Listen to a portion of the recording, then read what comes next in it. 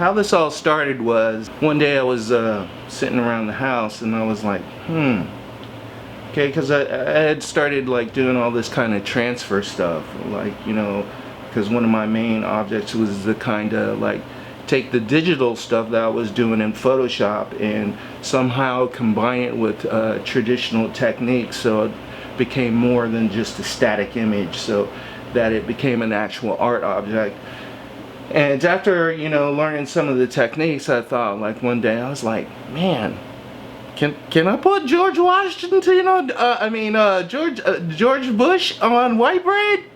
And I was all like, I gotta see, right? So I did a test experiment, you know, coated the bread with my secret ingredient, and then I made a transfer, and it came out like incredible.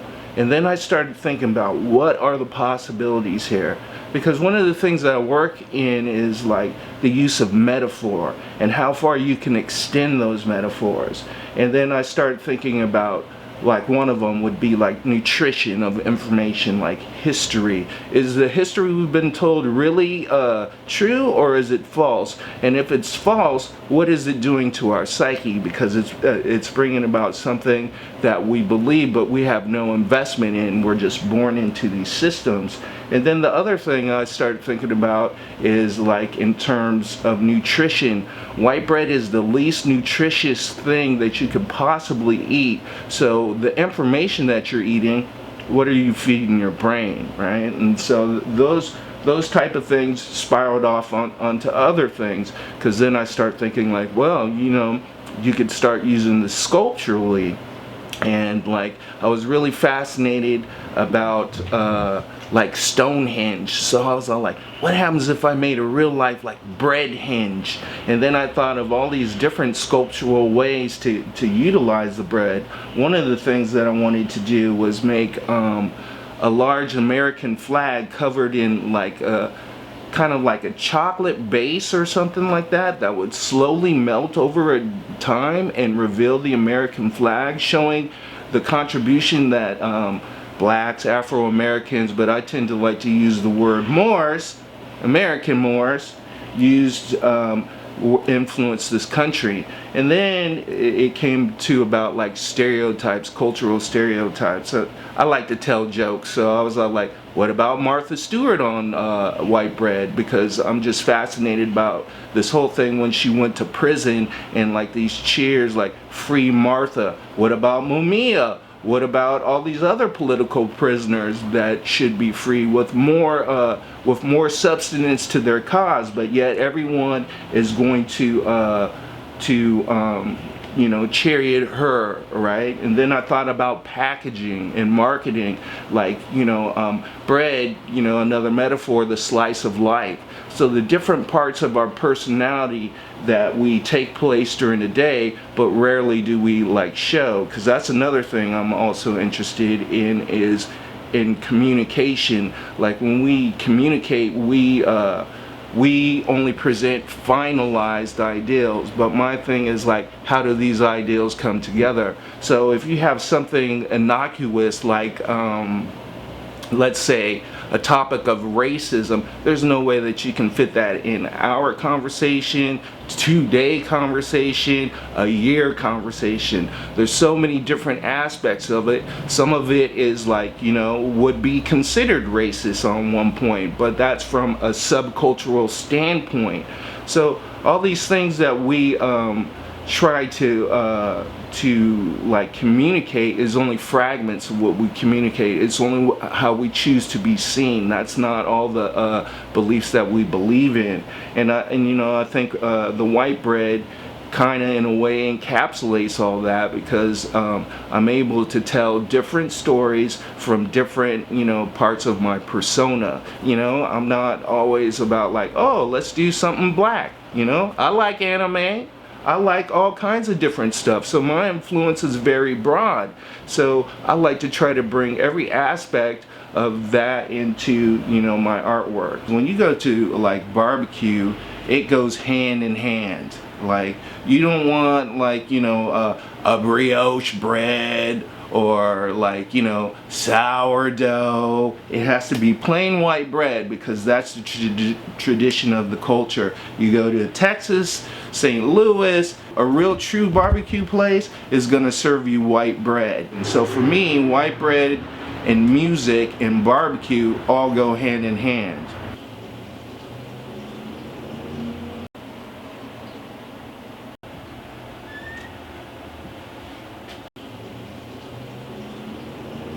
This is actually like a multiple bread piece. It says "Really Reagan," and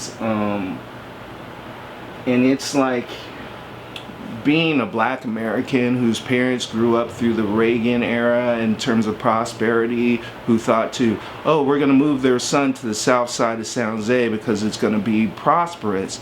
But at that same time, this is when Reagan had signed orders that companies, big companies, could go overseas and sell their wares there, and you know, ending a lot of jobs for American people. And one of the tragedies that happened is they closed down the Ford plant where my stepdad had worked, and this totally broke the man. To the point, like, you know, he started doing drugs or whatever, and because he started doing drugs, my mom was the sole breadwinner in the family. She had so much pressure on herself that she started drinking. So this like whole era of prosperity is not, or this hero worship of Reagan and how he was this, you know, great American president. Really, he broke a lot of the middle class, and you can see that the results of that today with the middle class continually dwindling. What I started doing was, like, you know, taking different like celebrity images and putting them on white bread for the commercialization of these actual individuals. Like, you know, Tupac being blown up to superhero status after he died. Was he the best rapper ever? I don't know. That's anyone's argument. I particularly don't think so. And the toast part is a kind of you know, it's a inside joke about when they kill you, right? You get toast. It's just like Martin Luther King. This man had tremendous power. He talked about running for the presidency. I don't think that's something that they could handle, so they had to find some way to get rid of him and disguise it in this like whole East Coast, West Coast beef. That's just my personal experience. These are, of course, as you can see, Andy Warhol and Marilyn Monroe, and the reason why I put them on white bread is because, you know, I generally think that Andy Warhol kind of ruined art for the fact that he made the artist more important than the art was. And again, it was all about commercialization. And then if you look, like, you know, and they're just pumping him out. Like today, he's like this known icon, but people don't really even know why he's this known icon, and then other than other people say he's famous. Like, if you were to bring Andy Warhol stuff in any so-called minority neighborhood, would that even be important? You know, because this is not art that touches them. And the reason on the white bread is the total fabrication is, like, you know, he was into production and stuff like that, so why not get a whole loaf of Andy Warhol and Marilyn Monroe imagery. And the other thing going with packaging is, like, you know, I thought, you know, of how things are presented to us. Like, this is actually an image of Eminem, right? And according to Rolling Stones, Eminem is the greatest rapper of all times. Are you kidding me? You gotta be kidding me, right? But this again is something that's sold to us, and it's, to me, it's like a reiteration of the Elvis thing. someone who comes from a different culture can somehow appropriate your identity and then be boosted to the top of the ranks. Don't get me wrong, I think Eminem can rhyme, but at the same time, is he the best? No. KRS-One, Chuck D, Public Enemy, Rakim, those people don't even get included in these now top 10 rappers of all time, because one, people don't know the real history of rap and don't understand that it was used as an empowerment tool. Like, Public Enemy was actually lifting people up. People started to become conscious about their communities. KRS-One was lifting people up, and again, people were being conscious about their communities. So in order to thwart that, they bring in NWA. Right? Again, another packaging of an image that you elevate. You elevate this gangster mentality, selling crack to your own people, which killed thousands of communities all over the country, because now it's glorified to be a drug dealer. I wanted to make a piece that kind of like talked about race and how it's really been, kind of over-exaggerated and watered down at the same time. Because if you look at, both of these pieces, one says Caucasoid and the other one says Negroid, right? And what is the difference other than one is dark and one is brown, right? We get so caught up in the naming of things, which is very general. This is the problem that's inherent in language. We talk about very abstract topics in these general languages. Like, for me to be all like, oh, I hate white people. Well, I have a bunch of white friends, right, that are individually, they're very different people from the generality. Like, when we talk about race, we talk about these systems, but we don't talk about the individuals. And again, what are you eating? Are you eating that, like, oh, all black people are negative or all white people are negative? There's assholes from on either side, right? And again, this is made on white bread, which is the least nutritional thing that we could possibly eat, but yet we continue eating it. We continue to get baited by media to engage in these discussions when we fail to talk to each other as individuals. This is, an answer to the question I just said, because what we need is healing, and instead of putting these like band-aids on this, we need to stitch the wound of racism up. Now we have an image of Obama with his name crossed out, and most people would think that okay, it's white people who don't like Obama. And this is again symbolism, or how you view things. There's a lot of black people who are suspect of Obama, and has he really done things for the benefit of black people? So this is a thing that you approach with your own mindset, because I believe everything that you see, that you're going to have your particular vision of what that means, regardless of what I tell you.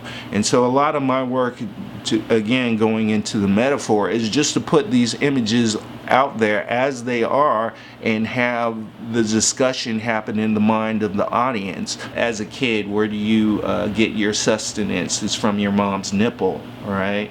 And so on the joking side, right, you can see the bush, spray paint can, symbolizing some of the street element that I come from, but at the same time making a critique on the politics of this man, because they were like rather childish. He's a very smart man in the way that he like pulled it off, but like most of the stuff is like pretty asinine.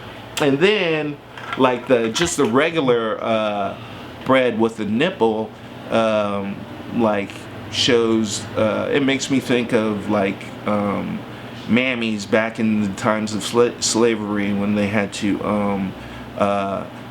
you know, use their breasts to feed white kids. And that's how I think how a lot of white society feeds off black culture, right? Like you'll have like everyone wants to dress hip hop and, you know, and do the mannerisms of hip hop, but they don't want to claim that, right? So, but where did you get it from? You were suckling something, you just didn't come up with it by yourself, and you embrace it but don't embrace it. Is it from your own culture or from other cultures that you appropriate?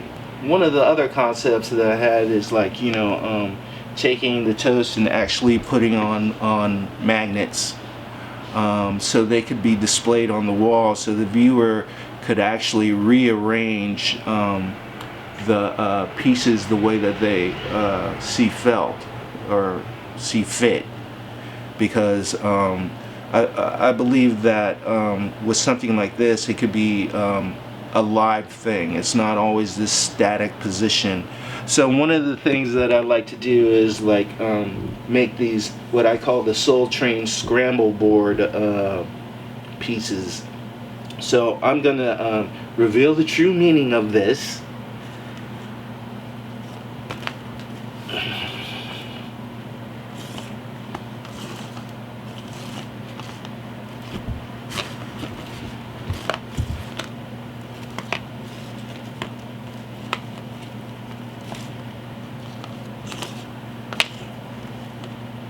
Get that off. And this is the date of the riots in Los Angeles in 1992 after the Rodney King trial.